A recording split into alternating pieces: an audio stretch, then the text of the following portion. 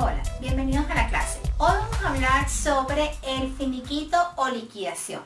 ¿Qué es el finiquito o la liquidación? Eso es un documento que entrega la empresa o entidad al trabajador cuando culmina la relación laboral, sea cual sea la razón por la cual culmine esa relación laboral. Sí, ese documento siempre hay que entregarlo al trabajador y allí se tienen que especificar una serie de datos como, evidentemente, los datos de la entidad, los datos del empleado, su nombre y apellidos, su identificación, cuánto tiempo lleva trabajando en la entidad, cuál es el último cargo que desempeñaba, cuál era su última nómina.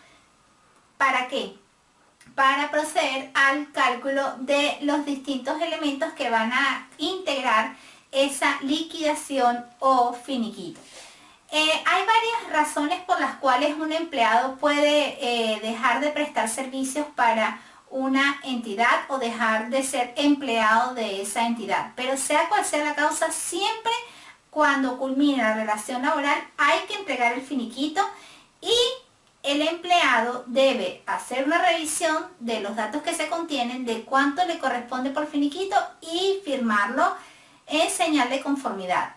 En caso que no esté conforme, puede firmarlo y colocar que no está conforme, entonces la empresa no le entregará la cantidad del finiquito o la liquidación hasta que se llegue a un acuerdo. Puede hacerse el acuerdo internamente dentro de la entidad para que no se tenga que recurrir a abogados o a una posible demanda judicial a los organismos que regulan o que legislan la parte laboral en el país donde se encuentra la empresa. Lo ideal es que se llegue a un acuerdo con el empleado o con el grupo de empleados, en el caso que la empresa no tenga una mayor capacidad productiva o no pueda continuar operando y tenga que liquidarse. Evidentemente los empleados no podrán continuar con su relación laboral. En estos casos, evidentemente lo que se persigue o lo que se debería perseguir es el beneficio del trabajador y liquidarlo de forma de que el trabajador pueda subsistir adecuadamente posterior a esa desincorporación de la entidad. Las causas por las cuales puede culminar la relación laboral en la entidad es cuando el empleado, por ejemplo, una de las principales causas es que el empleado consiguió trabajo en otro lugar, se va a otro país, se muda de ciudad, cambia de ramo de actividad, no quiere dedicarse a hacer lo que estaba desempeñando, las funciones que estaba desempeñando en la empresa y decide hacer otra cosa, decide hacerse autónomo, renuncia a la empresa, ¿sí? En el caso de una renuncia, debo comentarles, por ejemplo, aquí en España, se debe dar un preaviso a la empresa de 15 días. Si no se da ese preaviso de 15 días, la entidad puede restar esos 15 días del finiquito, restar esa cantidad de dinero monetaria del finiquito, en el caso de no otorgar o informar.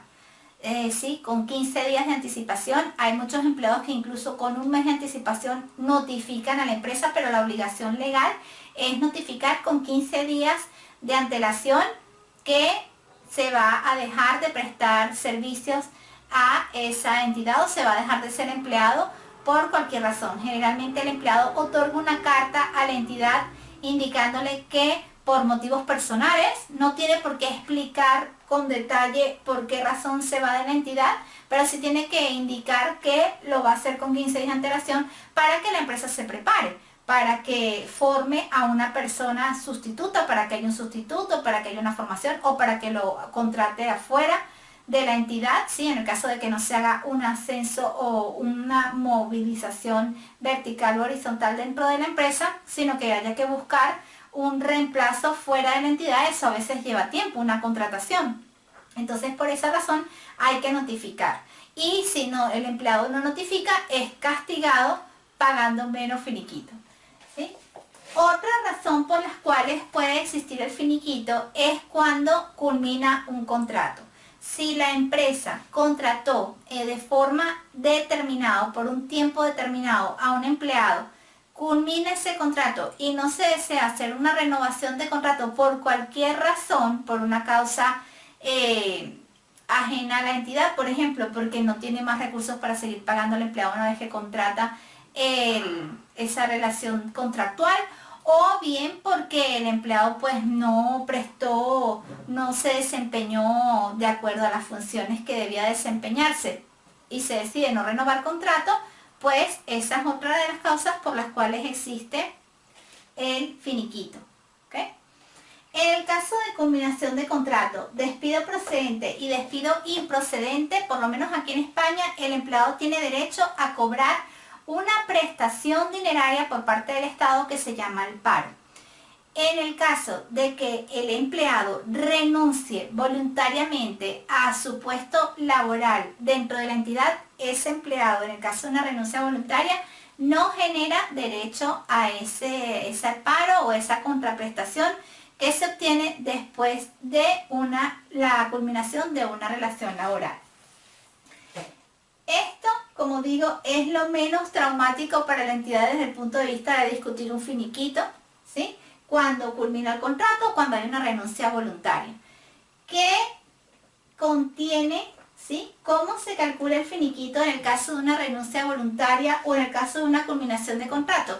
Se le van a pagar los días de trabajo que el empleado no se le hayan pagado, si todos aquellos motivos o todos aquellos elementos de la nómina que no se hayan pagado, por ejemplo, si el empleado renuncia el día 10, ¿sí?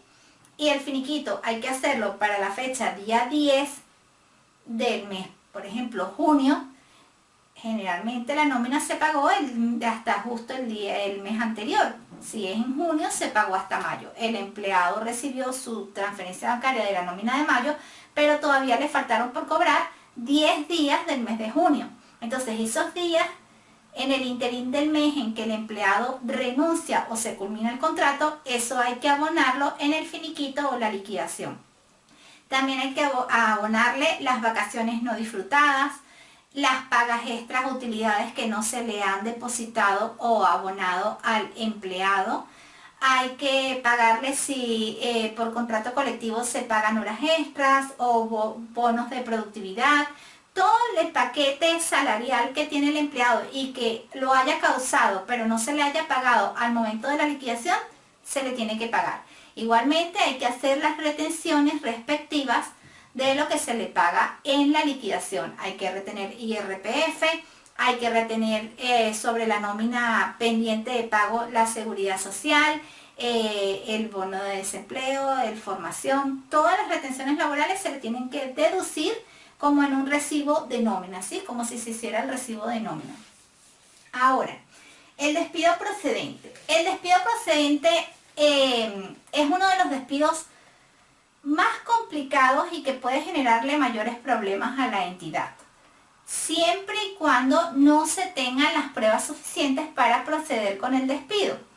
En cambio, si se tienen las pruebas pertinentes y hay, por ejemplo, incluso testigos, esto es delicado, o sea, un despido procedente es delicado para las entidades. ¿Por qué? Porque es muy susceptible de ser demandado o de no ser aceptado por parte del empleado. Si se llega a una demanda judicial y en la demanda sale ganador o es a favor, esa demanda culmina a favor del empleado, incluso puede ser obligatorio para la entidad que lo vuelva a emplear o que tenga otra vez que pagarle las nóminas. O sea, es delicado el tema del despido procedente. ¿Cuándo puede ocurrir el despido procedente? ¿Cuándo puede ser justificado ese despido hacia el empleado? Por las inasistencias injustificadas, ¿sí? No me provocó ir a trabajar, no fui. Si lo hace una vez, la empresa puede pasarlo, pero si ocurre en varias oportunidades reiteradas, la empresa puede proceder al despido, ¿sí? Por llegar tarde, ¿sí? Por los retardos, puede ocurrir un despido procedente. Por insultar dentro de la entidad o no actuar con respeto hacia los compañeros, hacia los subordinados, hacia la gerencia de la entidad. Si no hay un clima de respeto por parte de esa persona, o si tiene actitudes agresivas o cualquier actitud extraña que no vaya acorde con la sintonía del clima organizacional de la entidad, puede ocurrir un despido procedente. ¿sí? Si hay un problema, por ejemplo, de un fraude, un desfalco, digamos que, por ejemplo, un empleado está en el área de tesorería y comienzan a existir faltantes extraños, ¿sí? Se puede hacer una investigación hacia ese empleado y si se llega, o sea, aquí entra la parte, aquí entra la parte legal, ¿sí? Y evidentemente hay que tener pruebas, hay que documentar, hay que justificar el despido. No es porque a lo mejor a un gerente no le provoca trabajar con el empleado A, entonces se dice, bueno, la tiene agarrada con el empleado A y lo bota. No, hay que justificar ese despido. Si el despido es procedente, evidentemente hay que notificar al empleado, eso generalmente se hace a puerta cerrada, una reunión con el empleado y se tiene que llegar a un acuerdo, él tiene que estar de acuerdo con ese despido. Hay ocasiones en que se les da incluso una bonificación o se les paga un poco más de dinero para que él firme la liquidación o el finiquito y no proceda más allá o no pueda existir o no se dé pie a que exista una futura o posible demanda, una contingencia por demanda para la entidad. ¿Sí? Pero repito, el despido procedente es delicado. Aunque el despido sea procedente, el empleado cuando después, posterior a la fecha de despido, tiene derecho a paro, tiene derecho a esa contraprestación por desempleo que otorga el Estado porque ha cotizado para ello durante el tiempo que se desempeñó en la entidad. Para el despido improcedente, ¿sí? Vamos a suponer que la entidad lamentablemente no puede continuar con sus operaciones económicas, ¿sí?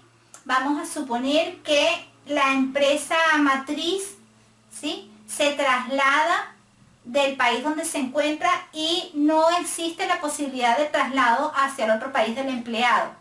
Bueno, eso es un despido muchas veces calificado como improcedente, y cuando el despido es improcedente o simplemente porque para la parte legal un día llega el gerente y le indica al empleado B, usted está votado. ¿Pero por qué estoy votado? No te voy a explicar por qué estás votado, pero estás votado.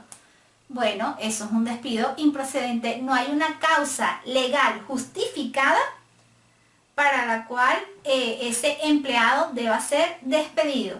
En el caso, repito, del despido, se los voy a anotar, del despido improcedente hay que dar una indemnización.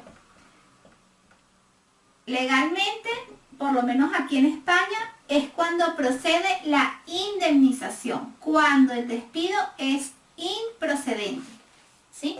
Además de la indemnización, ese empleado va a causar los mismos pagos que en la renuncia voluntaria, culminación de contrato o despido procedente, es decir, los sueldos que estaban pendientes de pago, vacaciones, bonos vacacionales, pagas extras, todos esos pluses que se le podrían pagar al empleado se incluyen. Y además de eso, cuando el despido es improcedente, hay que dar una indemnización.